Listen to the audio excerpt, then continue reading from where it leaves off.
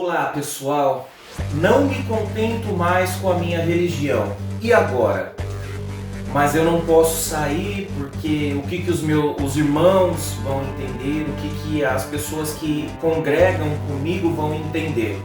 Esse é o tema de hoje, logo após a vinheta será o nosso assunto. Valeu!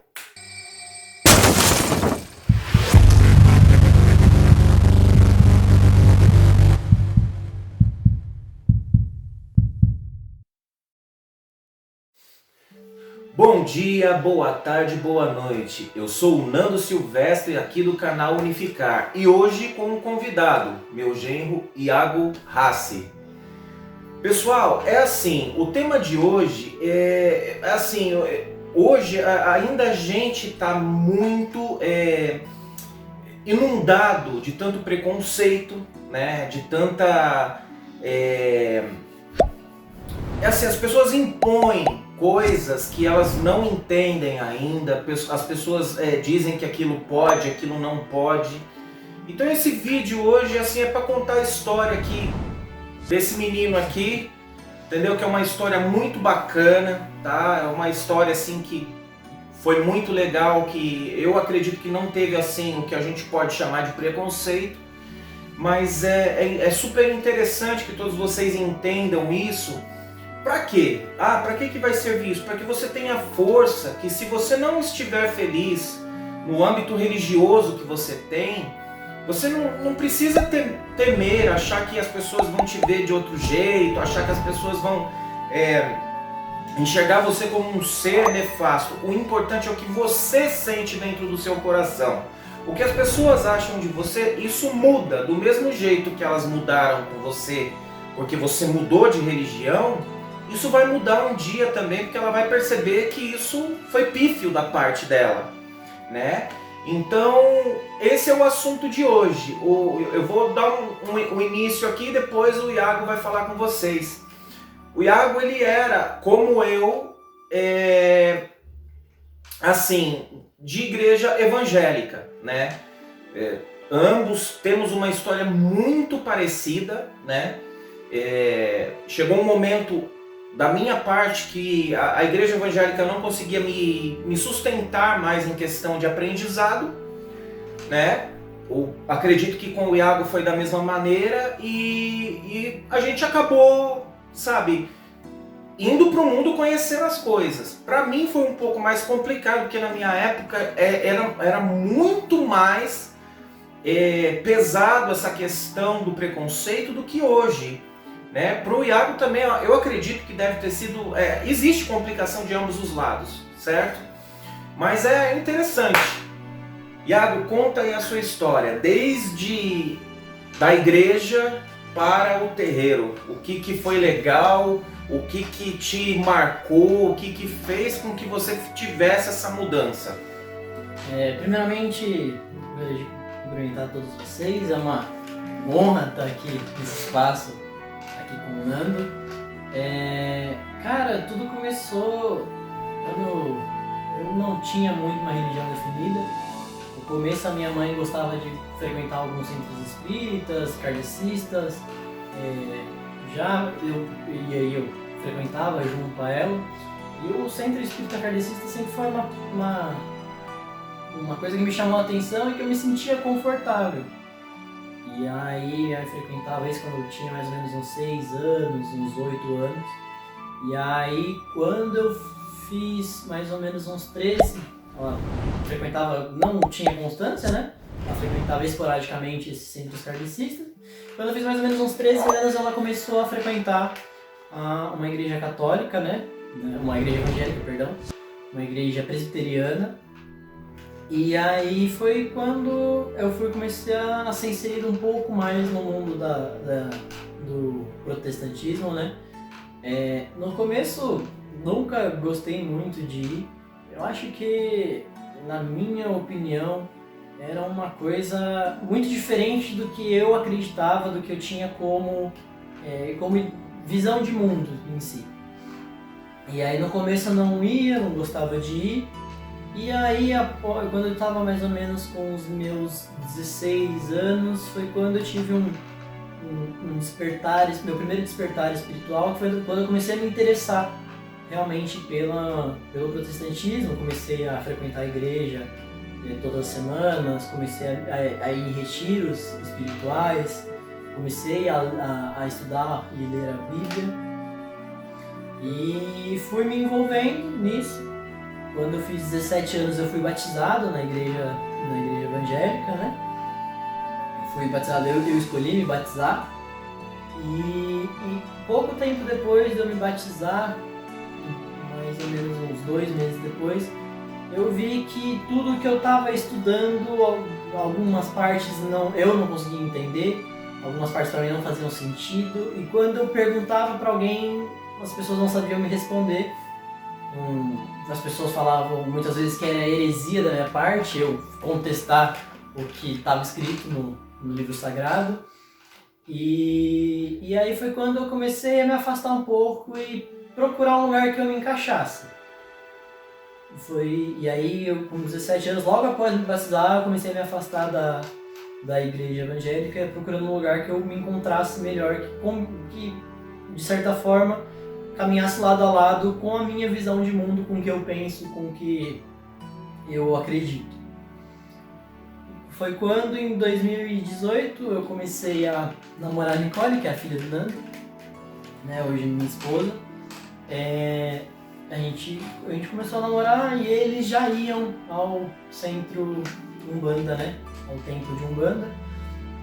E a primeira vez que eu fui ao templo de Umbanda foi numa festa de Cosme e Damião. E eu fui em específico para passar o dia com a Nicole, porque era aniversário dela e ela tinha... isso? Eu não lembro. Era. Primeira vez foi a festa de Cosme e Damião, lá do Tucati. Caramba, eu não lembrava dessa. Foi a primeira vez que eu fui e eu fui para passar o dia com ela, não foi por interesse a religião, até porque tudo que eu ouvi na igreja evangélica sobre a Umbanda, sobre o próprio Candomblé, sobre religiões de matrizes africanas, é que não era uma coisa boa, que era uma coisa do diabo, como eles dizem, enfim. Sempre escutei isso, então eu nunca me interessei pela Umbanda. Mas eu fui dessa vez, eu achei diferente. A princípio eu não gostei muito, mas aí a Nicole veio com o argumento de que era uma festa de Cosme e Damião, que era diferente do habitual, do terreiro. Sim. E foi quando eu comecei a pensar um pouco diferente e comecei a me interessar um pouco. Mais ou menos na mesma época também, na escola, eu tive um trabalho sobre religiões, um trabalho de sociologia, de filosofia sobre religiões, e foi quando um grupo apresentou o tema deles era a Umbanda, né? E aí eu vendo a apresentação comecei a me interessar um pouco mais, e sabendo que eu tinha próximo a mim, né, o Nando, a família do Nando, que frequentavam esse templo, eu comecei a me interessar e comecei a frequentar. No começo eu tinha muito bloqueio, tinha muito medo, eu não conseguia entender o que estava acontecendo. E aí eu fui... Não, e interessante que a gente depois, vocês prestem atenção nesse gancho que ele deu, que eu vou passar uma coisa para vocês, que isso é a maior, eu acho que a maior doença para a humanidade é exatamente o que aconteceu com ele. Também aconteceu comigo, tá, gente? Isso aí não é porque eu sou especial e ele não é, não tem nada a ver, tá? Mas aconteceu muito comigo isso lá atrás, acho que eu já contei em alguns vídeos, tá? Essa questão não só de bloqueio, mas de preconceito, sim. Eu fui muito preconceituoso, sim. Eu também fui preconceituoso, até porque tudo que eu ouvi eu comecei a reproduzir. Sem saber que estava sendo preconceituoso, mas estava sendo preconceituoso. Exatamente. Né? Não era uma coisa que eu queria ser de forma alguma, mas inconscientemente eu era. E aí eu comecei a frequentar esporadicamente o terreiro, e aí eu me afastei. Não queria mais saber, porque eu não entendia o que estava acontecendo, eu tinha medo, eu não entendia nada, então eu preferi me afastar. Foi quando eu tive um problema pessoal, né, em 2018, tive um problema pessoal e eu não conseguia entender o que estava acontecendo comigo, não conseguia entender o que estava acontecendo à minha volta. E foi quando, eu lembro até hoje, a gente estava numa antiga oficina que o Nando tinha. Ele usou é verdade. um vidro que estava cheio de poeira para fazer uma lousa. E começou a me explicar tudo. Começou a me explicar sobre Calunga, começou a me explicar sobre os vales, começou a me explicar sobre o que é a Umbanda de forma detalhada. E aí, eu sem frequentar o terreiro ainda, comecei a estudar junto com o Nando, né? Ficava até altas horas conversando sobre isso, ele me explicando o que era, explicando o que eram os orixás, o que são os guias, enfim. Começou a me explicar o que é uma... esqueci o nome agora.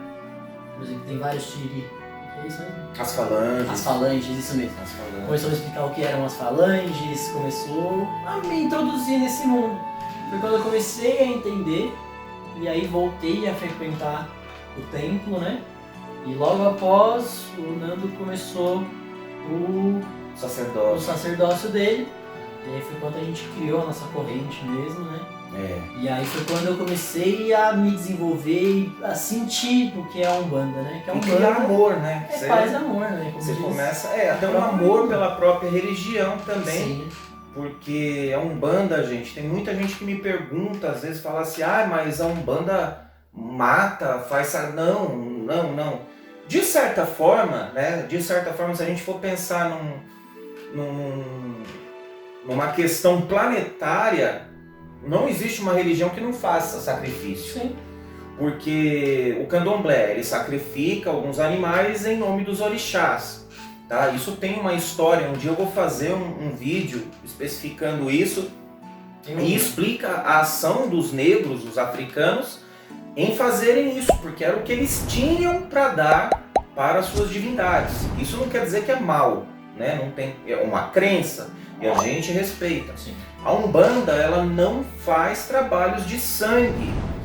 Eu fui numa casa de Umbanda que tinha matança, então não era Umbanda, tá, gente? Umbanda usa erva, Umbanda usa elementos naturais. E de certa forma é um sacrifício, porque eu não fui lá e não cortei a erva para fazer isso, então eu matei a erva.